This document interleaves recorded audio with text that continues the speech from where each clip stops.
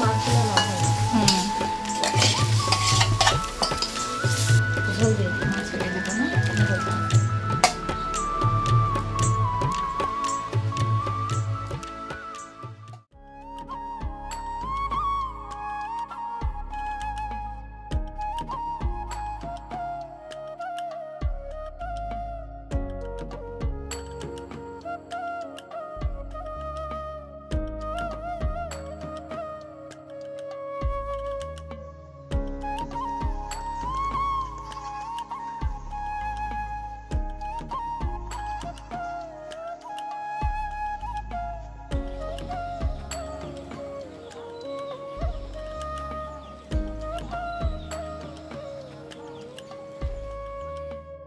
গ্রামের নাম আমসরা, মায়ার মমতায় ভরা।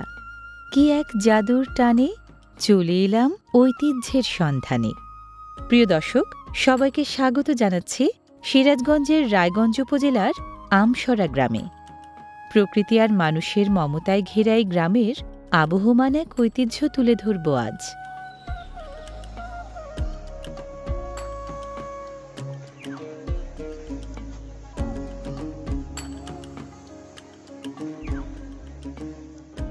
মায়ামাখা ছায়া ঢাকা একটি আদর্শ গ্রাম যেমন হয়, আমসরা গ্রামের চিত্র ঠিক তেমনই।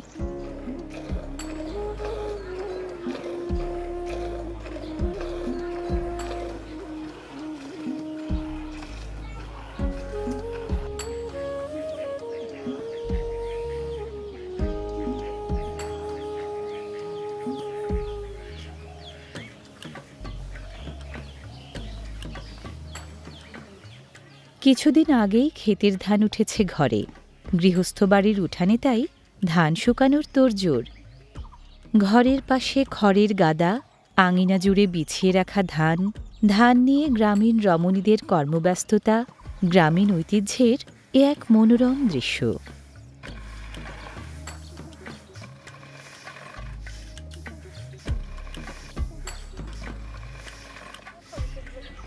আমসরা গ্রামে এখনও চলে ঐতিহ্যের বিনিময় প্রথা। গৃহস্থগিন্নির কাছে ধানের বিনিময়ে পান খাওয়ার চুন বিক্রি করছেন বয়োজ্যেষ্ঠ বিক্রেতা।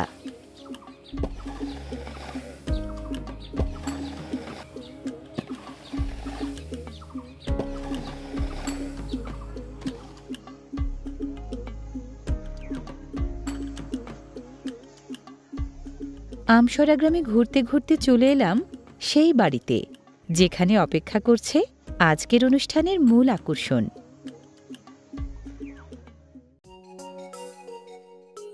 খাদ্য উপাদান সব সাজানো গোছানো, এদিকে চলছে কাটাকুটি। বুঝতে পারছেন নিশ্চয়ই এখানে কি হতে চলেছে।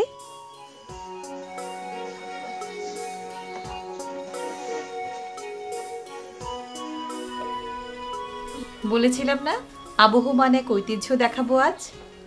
গ্রামীণ জীবনধারার অবিচ্ছেদ্য ঐতিহ্য হচ্ছে রন্ধন সংস্কৃতি।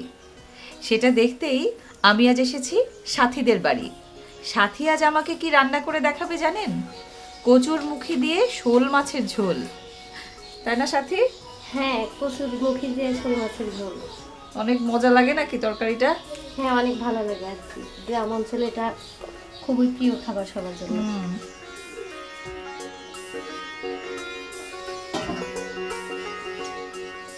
এই সাথী, কচু চুলকাবে না? হ্যাঁ পা, কচু তো চুলকাতেই পারে, ভাব দিয়ে নিলে এটা চুলকাবে না। আচ্ছা, ভালো লাগবে। মাছের সাথে রান্না হবে, সাথে তাই কচুর মুখিগুলোকে সুন্দর করে ছিলে মাছ বরাবর চাকচাক করে কেটে টুকরো করে নিচ্ছে। আপা আপনি একটু বসেন, আমি এগুলো ভালো করে বাইরে থেকে কসলা ধুয়ে আনি। আচ্ছা।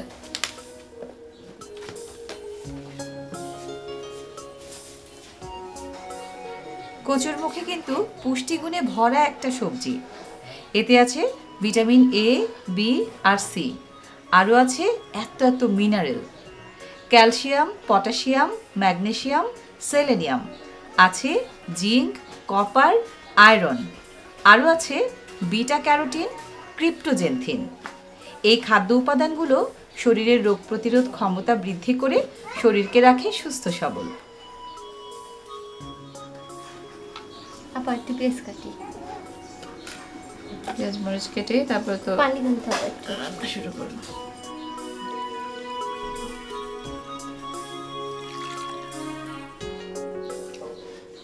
এই যে লোহার বটি আর বটিতে বাঙালি রমণীদের ছন্দময় কাটাকুটি, এটি আমাদের বাঙালি রন্ধন সংস্কৃতির এক অনন্য ঐতিহ্য।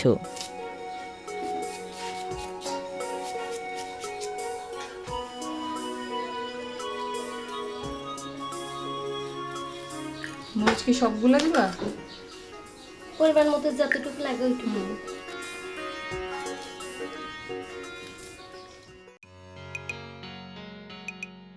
পাটখড়ি দিয়ে মুখাগ্নি করা হলো মাটির চুলার।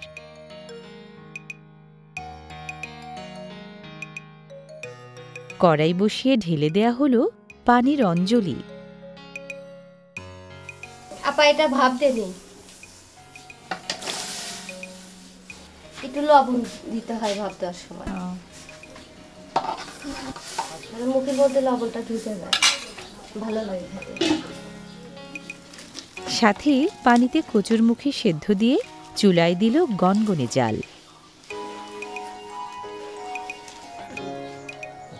গনগনে জালের এক ধাক্কায় কচুতে উঠেছে বলক। হয়ে গেছে না বাবা?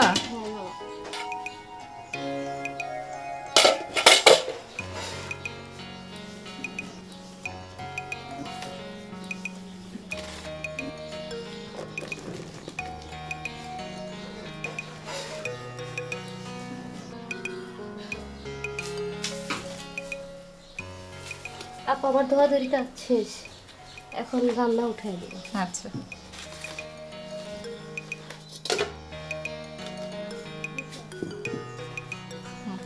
ভাজনা বুঝেন? না ভাজ নাকি? ভাজনা পাটায় এটা পেঁয়াজ তেল দিয়ে ভাজা লাগবে, তার মধ্যে নামানোর আগ দিয়ে যখন বাদামি বাদামি কালার হবে তখন জিরা দিয়ে ওইটা উঠায় নিয়ে পাটায় পিষতে হবে। ওরে বাবা, পিষে ওইটা তরকারি নামানোর আগ দিয়ে দেওয়া আচ্ছা, লাগবে। ও সেটা আগে রেডি করে নিই। ও সেইটারে বলো কি ভাজনা? হ্যাঁ ভাজনা বলে। ও বাহ, মজার তো। তেল দিবা না? হ্যাঁ পরে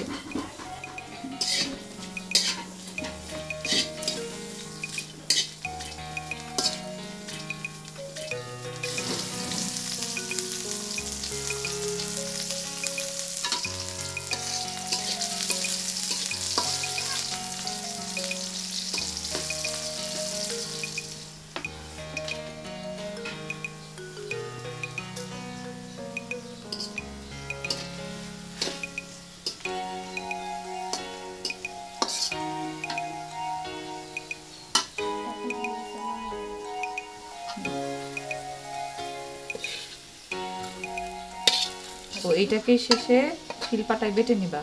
হ্যাঁ এটাকেই ভাজনা বলে। একটু গন্ধ হবে মনে হয় না? রান হবে তরকারিটা আরো বেশি সুস্বাদু হয়, মজা হয়। এখনই তো ঘ্রাণ।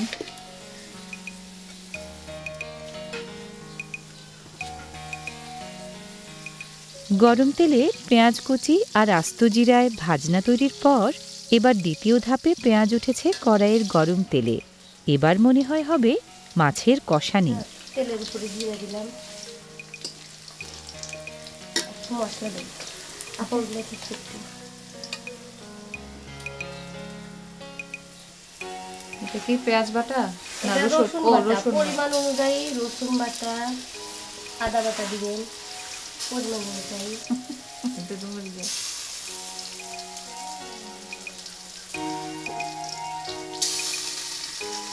মরিচের গুঁড়া,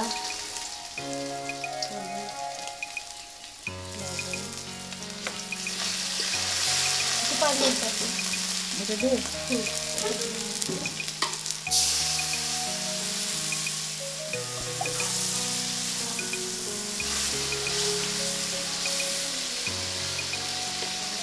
মাছগুলো ধুয়ে পরিষ্কার করে রাখা আছে।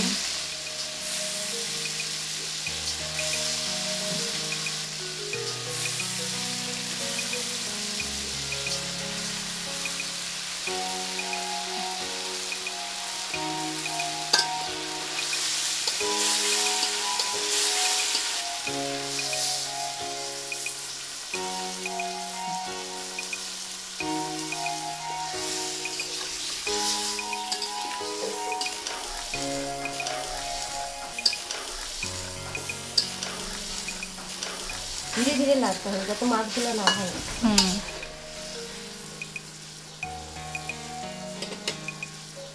আপনি মরিচ গুঁড়া দিন।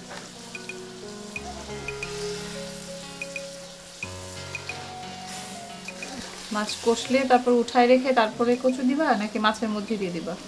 না, মাছ উঠায় রেখে তারপরে কচু দেব।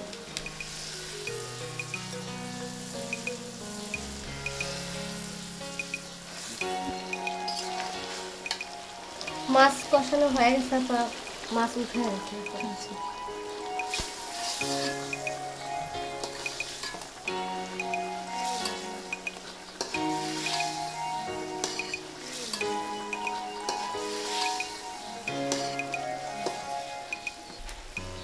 এটা হয়ে গেছে। এখন এর মধ্যে এখন আমি কচু দিবা?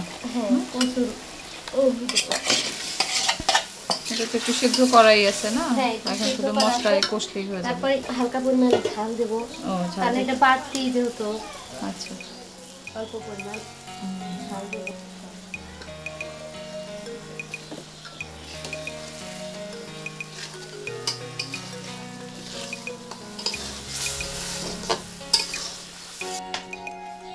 এটা ভালোভাবে কষায় নিতে হয়।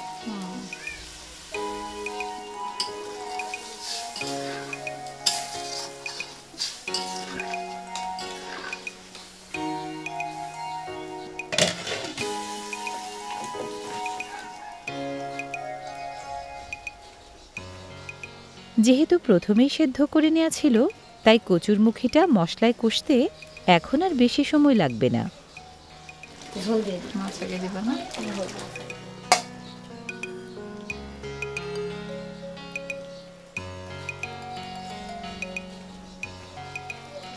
এবার কষানো মাছটা কষানো কচুতে দিয়ে শেষ পর্যায়ে দেয়া হলো ঝোলের পানি।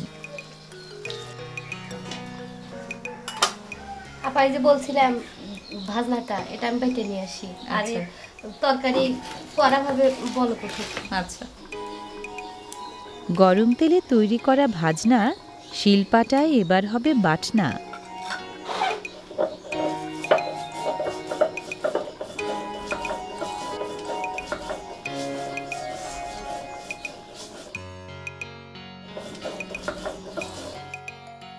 গ্রামের রান্নাবান্নায় যে মাটি ঘেঁষা শেকড়ের একটা স্বাদ পাওয়া যায়, তার মূলে রয়েছে গ্রামীণ রাঁধুনিদের এ ভাজনা বাটার মতো কিছু ব্যতিক্রমী সৃজনশীল অনুষঙ্গ।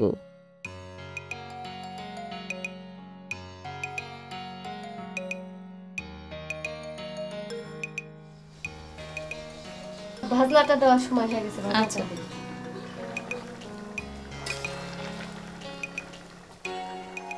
ভাজনা বাটা পানিতে গুলিয়ে প্রায় হয়ে আসা শোল মাছ আর কচুরমুখীর তরকারির উপর ছড়িয়ে দেয়া হলো।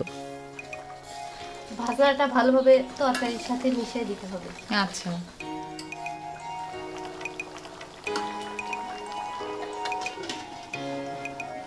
শোল মাছের ঝোল খেলে শরীরে দারুণ শক্তি মেলে, কথাটা কিন্তু একদম ঠিক।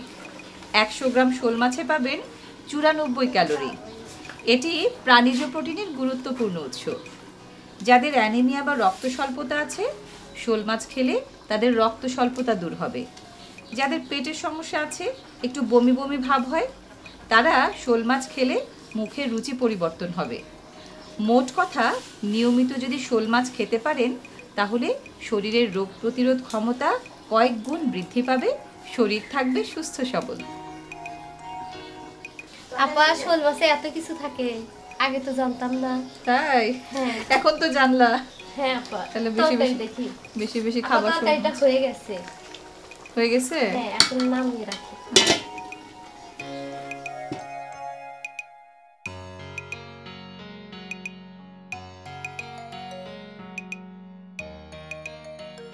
ঢাকনা উঠিয়ে সাথে যখন পরিবেশন করছে, ভাজনা বাটার গুণেই কিনা জানি না, কি যে একটা লোভনীয় ঘ্রাণ নাকে সুরসুরি দিল। স্বাদটা যে দুর্দান্ত হবে তা এখনই টের পাচ্ছি। নেন আপা, খায়া দেখেন কেমন আছে। দাঁড়ো দাঁড়ো, হাত ধুয়ে নি।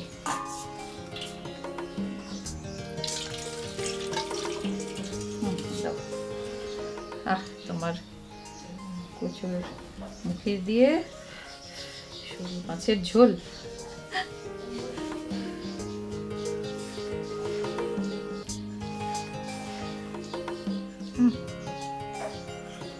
কেমন হয়েছে আপা?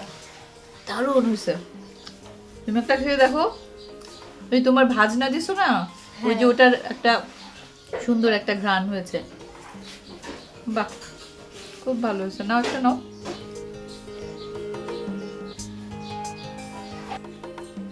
মজা হয়েছে না? হ্যাঁ মজা হয়েছে। ওই যে আমি পাশে বসেছিলাম যে, এজন্য মজা হয়েছে না? হ্যাঁ আসলে আপনি পাশে ছিলেন বলে খুব মজা হয়েছে। মাটি ঘেঁষা মানুষের অন্তর দিয়ে করা রান্না বান্না খেতে তো স্বাদ হবেই, এটাই স্বাভাবিক। এবার আসল কথা বলি। এই যে বাংলাদেশের গ্রামে গঞ্জে ঘুরে ঘুরে নানা রকম রান্নাবান্না দেখাই, কেন জানেন? আপনাদের দৈনন্দিন জীবনযাপনে আপনারা যেন গ্রাম বাংলাকে ভুলে না যান, আপনারা যেন শেকড়কে ভুলে না যান। কারণ গ্রামই বাংলাদেশের প্রাণ। গ্রাম আছে বলেই আমাদের ঐতিহ্য এখনো টিকে আছে। গ্রাম আছে বলেই বাঙালি হিসেবে আমাদের অস্তিত্ব এখনো টিকে আছে। প্রিয় দর্শক, সবাই ভালো থাকবেন, আবার দেখা হবে।